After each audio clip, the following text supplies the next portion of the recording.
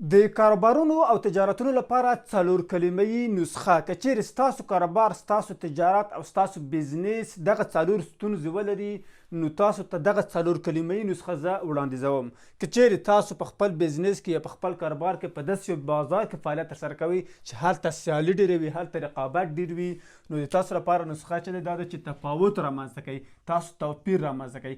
تاسو باید یو غوره ولرئ، تاسو باید یو اډوانټیج ولرئ چې د نورو په پرتله تاسو ته پیرودونکي راشي. که چیرې تاسو پیرودونکي لرئ او له تاسو څخه شیان یا جنسونه نه اخلي، د تاسو ستونزه چې ده د خرڅلاو سیستم دی. تاسو باید د خرڅلاو سیستم مطالعه کړئ، ویې ګورئ چې د تاسو د خرڅلاو په سیستم کې کومه ستونزه ده او د هغې څخه وروسته حل لاره ورته پیدا کړئ. که چیرې تاسو ته پیرودونکي وایي چې دا جنس چې تاسو خرڅوئ دا قیمته دی، نو تاسو د لوړو عوایدو لرونکو په خلکو باندې تمرکز وکړئ. یعنې تاسو په داسې یو بازار کې فعالیت ترسره کړئ، داسې یوې جغرافیه کې دغه کاروبار وکړئ چې هلته د خلکو عواید لوړ وي. او که چیرې تاسو جنس خرڅوئ، محصول خرڅوئ او ګټه لږ پکې کوئ، نو تاسو محصول کولی شئ تبدیل کړئ. یعنې هغه څه چې تاسو خرڅوئ ګټه پکې کمه کوئ، یو بل جنس خرڅ کړئ چې په هغه کې تاسو ډېره ګټه ترسره کړئ.